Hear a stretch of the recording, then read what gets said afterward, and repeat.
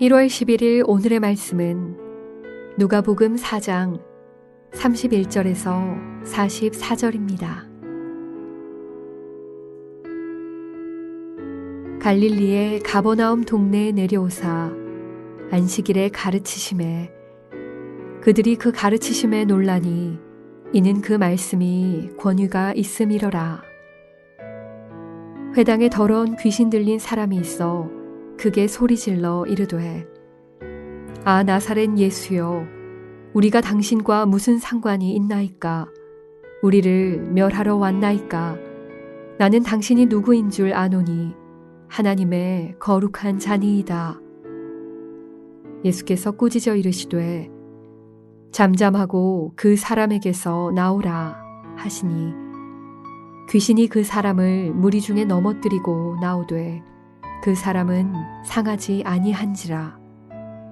다 놀라 서로 말하여 이르되 이 어떠한 말씀인고 권위와 능력으로 더러운 귀신을 명함에 나가는도다 하더라. 이에 예수의 소문이 그 근처 사방에 퍼지니라. 예수께서 일어나 회당에서 나가사 시몬의 집에 들어가시니 시몬의 장모가 중한 열병을 앓고 있는지라. 사람들이 그를 위하여 예수께 구하니 예수께서 가까이 서서 열병을 꾸짖으신데 병이 떠나고 여자가 곧 일어나 그들에게 수종드니라. 해질 무렵에 사람들이 온갖 병자들을 데리고 나아오매 예수께서 일일이 그 위에 손을 얹으사 고치시니 여러 사람에게서 귀신들이 나가며 소리질러 이르되 당신은 하나님의 아들이니이다. 예수께서 꾸짖으사 그들이 말함을 허락하지 아니하시니 이는 자기를 그리스도인 줄 알미러라. 날이 밝음에 예수께서 나오사 한적한 곳에 가시니 무리가 찾다가 만나서 자기들에게서 떠나시지 못하게 만류하려 하매 예수께서 이르시되 내가 다른 동네들에서도 하나님의 나라 복음을 전하여야 하리니 나는 이 일을 위해 보내심을 받았노라 하시고 갈릴리 여러 회당에서 전도하시더라.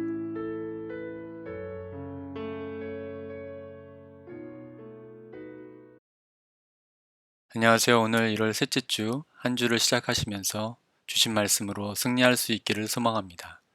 오늘 본문 말씀 누가복음 4장 31절에서 44절까지의 내용을 보면 회당에서 귀신을 쫓아내시고 장모의 열병과 온갖 다른 질병을 고치시며 이후 갈릴리 회당에서 전도하신 예수님, 이렇게 크게 세 가지 이야기가 엮여져 있습니다.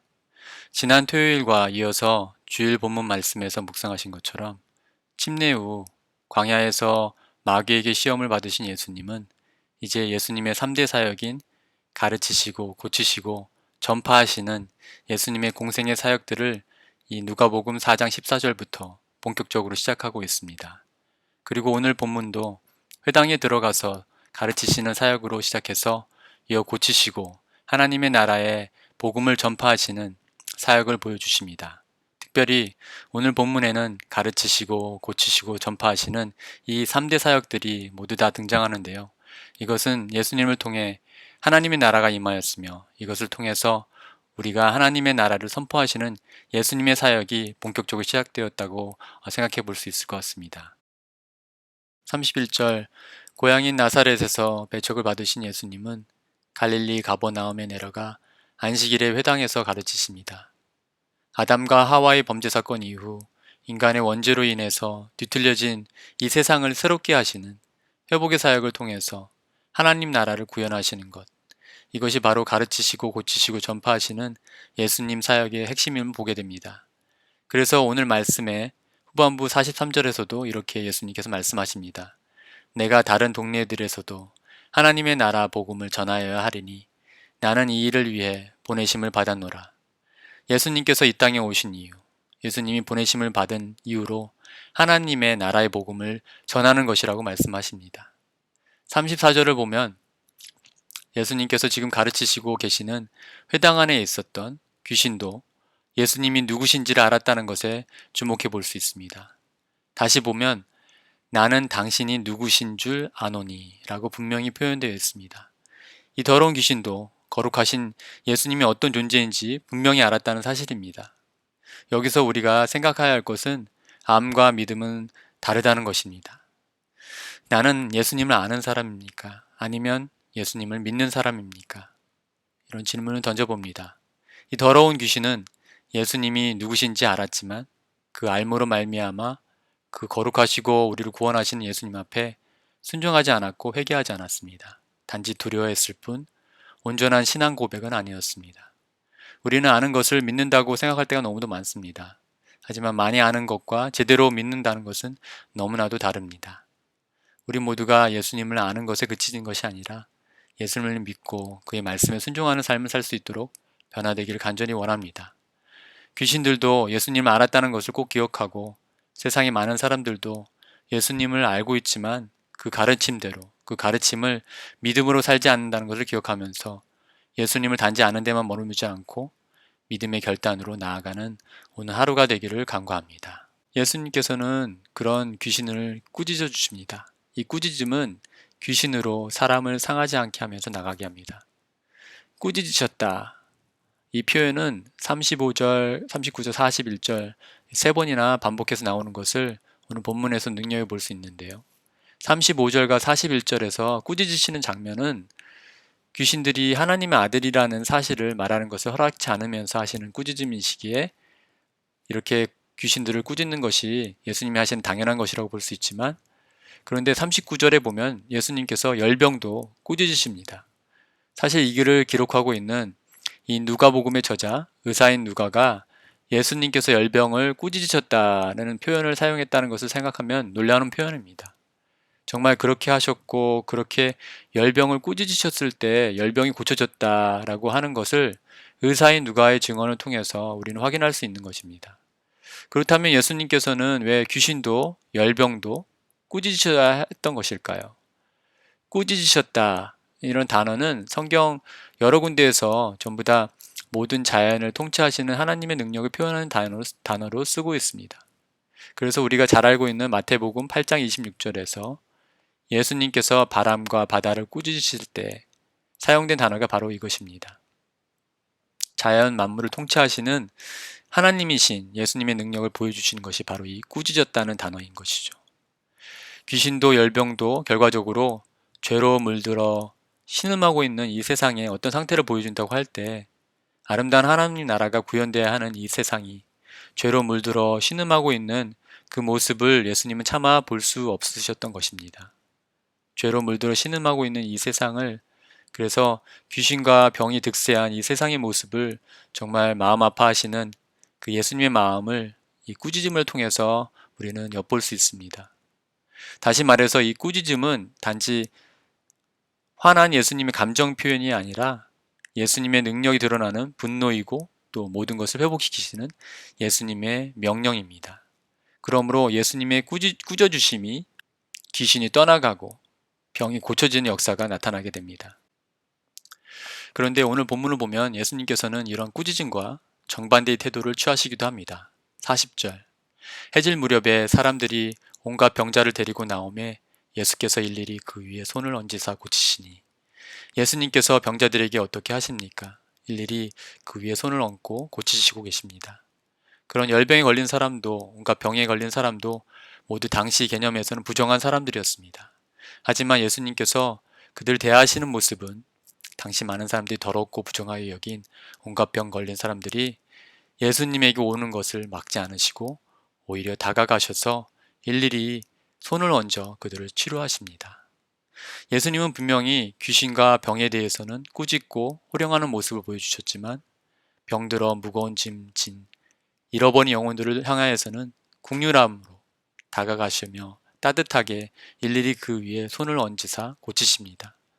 꾸짖으시면 또 한편으로 먼저 다가가시는 예수님의 모습을 통해서 하나님 나라의 원리를 생각해 보게 되었습니다. 예수님은 죄를 멀리하고 세상의 죄악에 대해서 참지 않으시고 꾸짖으셨습니다. 그러나 하나님의 형상을 닮은 영혼들에게는 마음 아파하시고 가까이 다가가셨습니다. 그런 예수님께서는 오늘 이 자리에 무릎 꿇어 앉아있는 우리에게도 그렇게 친밀하게 다가오셔서 손을 얹어 주십니다. 그리고 우리를 둘러싸고 있는 죄의 문제에 대해서는 그 짐을 벗게 해주시고 이제 우리에게는 새로운 소망과 위로를 주십니다. 그렇기 때문에 우리 모두 역시 예수님께서 보여주신 하나님 나라의 원리를 따라야 될 줄로 믿습니다. 죄는 멀리하고 영혼들을 향해 예수님의 마음으로 다가갈 때 그런 우리들을 통해서 분명히 이 땅에 하나님 나라가 구현될 것이고 하나님께서는 그런 우리를 통해서 하나님 나라를 구현해 가실 것을 믿습니다. 그렇게 오늘 하루도 예수님의 마음을 품고 하나님 나라를 경험하는 우리 모두가 되기를 예수님의 이름으로 축복합니다. 마지막으로 42절에서 44절 말씀을 보면서 마무리하고자 합니다. 날이 밝음에 예수께서 나아오사 한적한 곳에 가시니 무리가 찾다가 만나서 자기들에게서 떠나지 못하게 만류하려 하매 예수께서 이르시되 내가 다른 동네들에서도 하나님 나라의 복음을 전하여야 하리니 나는 이 일을 위해 보내심을 받았노라 하시고 갈릴리 여러 회당에서 전도하시더라. 보통 이제 저녁 잠이 들기 전이나 아침에 이렇게 첫 시간에 눈을 뜨면 오늘 무슨 일이 있지? 오늘 무엇을 해야 하나? 그런 말 혼잣말로 할 때가 있습니다. 코로나가 아무리 전 세계를 뒤덮고 사람들이 손발을 묶는다 할지라도 우리는 여전히 죽어가는 영혼이 있고 또 복음을 필요하는 이가 있음을 그런 사람들이 그런 영혼들이 지구촌을 뒤덮고 있음을 보게 됩니다. 우리 모든 성도들이 빛으로서 어둠의 세상을 향해 걸어갈 때 복음의 행보로 선교의 여정으로 또 전도의 걸음으로 승리하는 한 주가 될 수 있기를 주의 이름으로 축원드립니다. 다 같이 기도하시겠습니다. 하나님, 우리는 늘 연약함으로 주저앉아 세상의 죄악과 힘겹게 싸우고 살아가지만 주님은 그런 우리를 바라보시면서 결코 외면하지 아니하시고 우리에게 먼저 가까이 다가오시고 우리에게 손을 얹어주시고 우리가 당면에 있는 우리 삶의 어려움과 죄의 문제들에 대해서는 꾸짖어 주시고 깨끗게 해주실 줄을 믿고 감사드립니다. 그리고 그렇게 우리를 방치해 두지 아니하시고 우리에게 손을 얹으사 또 다른 하나님 나라의 소망으로 우리를 이끌어 주실 줄을 믿습니다. 죄로 인해 신음하고 있는 이 땅의 현실을 아파하며 나를 둘러싸고 있는 죄들을 멀리하게 도와주시옵소서. 예수님의 사랑이 필요한 그 영혼들에게 우리가 먼저 나아가 예수님의 마음을 전하게 해 주시옵소서.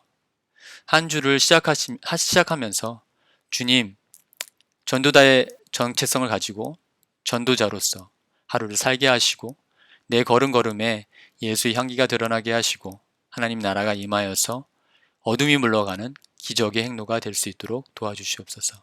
오늘 하루도 그렇게 예수님의 소망을 품고 살아가게 하시며 그 소망을 전하는 자들로 온전히 살아낼 수 있도록 붙들어 주시옵소서. 그렇게 역사해 주실 것을 믿사오며 예수님의 거룩하신 이름으로 기도 올려드립니다. 아멘.